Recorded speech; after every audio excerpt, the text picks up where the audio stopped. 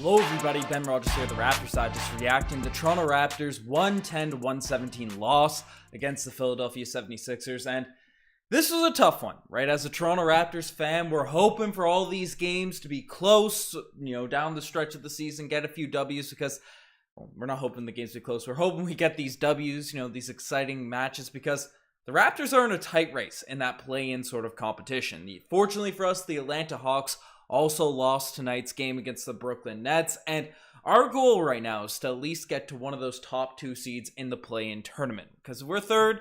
I know I predicted third seed at the beginning of this season, but it's looking like we're going to be in the third seed of the play-in tournament right now, but we're tied with the Atlanta Hawks still at this point, given the fact that they just lost the Brooklyn Nets, and looking at the standings there now, we're only couple games back in the Miami Heat. So things are doable if we can just get some wins. Just get some big W's against these teams to close out the year. Now, we have some tough matchups, certainly, to go up against to close off this season. Playing the Bucks, playing the Celtics, the Hornets have been playing all right lately. But the Raptors came out tonight against the Philadelphia 76ers. Looked strong for most of the first half, and the tires kind of fell off the team.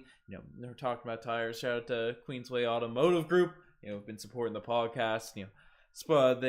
They're interested in buying some used cars, some new cars, anything like that. I'm a little bit disjointed right now with this Raptors game, but definitely check out Queensway. But the Raptors, we're on that little path in the play-in tournament. The tires fell off. That's where the car analogy just popped up in my brain. But we need to come out and we need to play better, right? It's against these teams. If we're going to win, if we're going to make a push in this play-in tournament, maybe make a run in the playoffs, whether we actually win a series or not, whether we actually get into the playoffs or not, we need to be able to beat good teams. And consistency has been a massive issue for this Raptor squad this entire season. And, midway through the second kind of fell off. We clawed our way back throughout the second half. We got to within 4 there for a bit in the fourth quarter, but we just couldn't get it done. Couldn't get it done to close that game in order to, beat the Philadelphia 76ers, which would have been nice. But one positive to take away from this game is certainly Scottie Barnes, because this man was electrifying. This man, for all the tough moments in this game, watching this one, right? Pascal not playing that great. Fred VanVleet not really, not horrific stats from those two guys, right? 14 points, 19 points. The efficiency's bad. The 7 assists, 4 rebounds, not bad for Pascal Siakam. 6 assists, 5 rebounds. You look at the box score, you might not say, hey, this was an atrocious game for Fred or Pascal, but it definitely wasn't good from the eye test. They weren't able to put it together and make runs when we really needed it from our top guys, but it was Scottie Barnes who really came out here tonight and deserved the Scottie Barnes award. He certainly deserved it, and I see Kaiser Fawn saying in the chat that the Raptors should have sold, and the one benefit of if the Toronto Raptors were to sell is Scottie Barnes would be handed the reins more early on, because he's looking like our best player right now, and last few games, he's really taken his game to the next level. He's taken a little step up, right? And tonight, in terms of the action, 29 points for Scottie Barnes, 13-19 shooting, 9 boards, 8 assists, 4 steals, a block, playing solid defense, out there scoring at will. Just an all-around game for Scottie. He took 1 3, which is a little bit ill-advised, but other than that, probably a perfect game from out there from Scottie Barnes in this game. So it was it's a pleasure to watch this man's play. Like, his IQ in terms of facilitating for his teammates, we talk about it every single night, even when he's having good games, bad games. Scottie Barnes just makes pretty solid decisions, especially for a young player. I know he had a sophomore slump this year, and some people are blaming that on him not running the point guard position, not being given the reins as the starting PG for this Raptor squad, it being Fred VanVleet. But you can go here or there with it. We'll discuss that, I'm sure, as the offseason comes around and the Raptors have to make some decisions. But Scottie Barnes with the ball in his hands, being able to attack, being the, dare I say, number one option on a team with Pascal Siakam, which I know he struggled in this game at least. He hasn't been that great following the All-Star break this season, but he's still a top 20 guy in the NBA, in my opinion.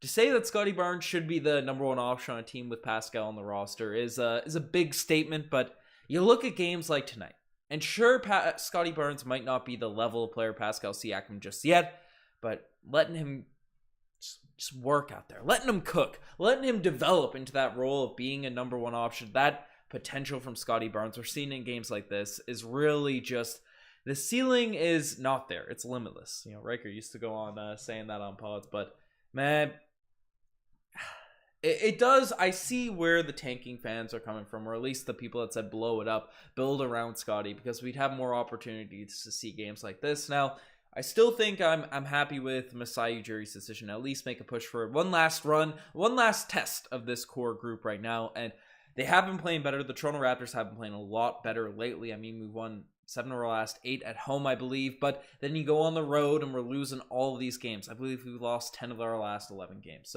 or some ridiculous number like that. The home and away stretches is just insane over the past month or so, but I'm happy Masai Ujiri made the decision to run it out, see what it looks like with the center, so that you can't put anything to question, because we had that promising season last year and things were struggling a little bit due to our lack of shooting and obviously our lack of a big man for half of the season. We've gotten our big man. It's certainly fixed some of the holes on this team, but you see it tonight in a game like this. We're playing against the Philadelphia 76ers, and the Raptors shoot 30% from the three-point line, but really, with the exception of OG Anunoby, who is another guy that we have to speak about in this game, right? No one else on this team is giving consistent shooting, especially with Gary Trent Jr. out, right? Fred VanVleet, he's probably the second best shooter in the lineup in this team, that played tonight with Gary Trent Jr. out, and he's 3 for 10. He has not been that reliable from behind the arc this season, but other than that, right, with the exception of OG, we just don't have any shooters, and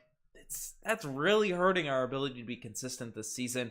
And part of the fact, home records are a lot better for the Toronto Raptors right now than our away record. You shoot better when you're on your home court. Place you're more comfortable. You probably got a better night's sleep. The fans are rooting for you and all that sort of stuff, right? That's probably a reason. I'd be interested to look at those home and away splits in terms of three-point shooting. That the Raptors have been so inconsistent this year in terms of getting wins, getting W's, and all that sort of stuff. So it's, Jennifer and Jenfro saying in the chat, it's what a sucky, indecisive, middle of nowhere season. Yeah, it's been tough.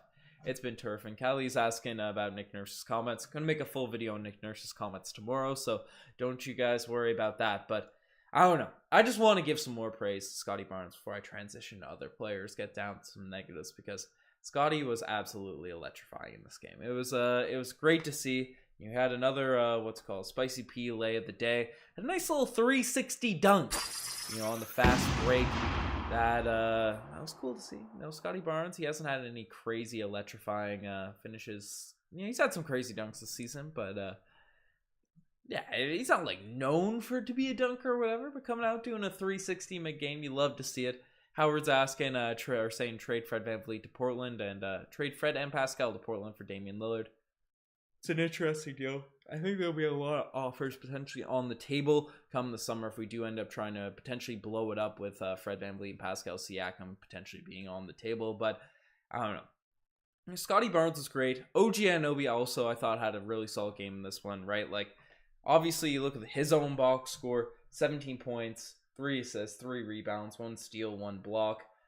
Solid game for OG Anunoby there. And then you look at it in the other end, right tonight, James Harden, 9 of 14 from the field, but I thought a lot of the shots that he did take were contested, and there were a lot of possessions where he was just, OG was switched on to, did a pretty solid job defensively tonight, and whoever he was guarding. So OG played solid, and another point I want to bring up, Jakob Poeltl finally got some minutes tonight. Nick Nurse has been restricting his minutes a little bit, but 14 and 10, but only had 8 shots, and especially where, if you look at the shots Fred VanVleet and Pascal Siakam were taking, sometimes it's not a bad idea to throw it into your big man who can get easy looks, right? Especially if they're blitzing, if they're running different defensive schemes against Fred in that pick and roll. He was doing such a great job post-trade deadline and facilitating, for Jakob Poeltl. And not to say he didn't have any assists tonight, because he did have 5 or 6, as the box score showed, but we got to get Jakob Poeltl more involved, especially when he's having games like this where he's remarkably efficient, and it puts the pressure on a guy like Joel Embiid, who to really have to play defense and not be able to execute on the front court, right? You want to make him work on the other end so he can't just focus completely on the offense. But I don't know. This game was solid for the Raptors in the sense that Scottie Barnes was great. OG, Jakob, those three guys I gotta give some love, show some credit to. Then off the bench, Boucher has actually been pretty solid for us in recent weeks. Producing 9 points, 3 of 5 from the field, 1 of 2. I thought he had a block in this game, but I must be mistaken. But Precious, Koloko, Jeff Dowtin. This is one of the worst Jeff Dowtin games I've seen since he's been getting consistent minutes and stuff, which is unfortunate because he's probably fighting for that contract to be fully converted to an actual deal. But Precious, Koloko. Precious didn't really have in this game, which would have been nice given the fact he played so well in the playoffs last season. Christian Koloko did his thing out there, played solid defensively, 4 points, a rebound. We got to figure out a way to get more than 7 minutes for 7 minutes, 9 minutes for those guys. I know it's a heavy minute night. The broadcast was talking about it left, right, and center, but get some guys some opportunities. But folks, I don't think we have to sink our teeth too much into this game. The Raptors ended up taking an L to Philadelphia 76ers. Good that Scottie Barnes played well, OG, Jakob, but we're going to see. We can't overreact to too many losses, especially that we've already chosen to commit to the winning ways.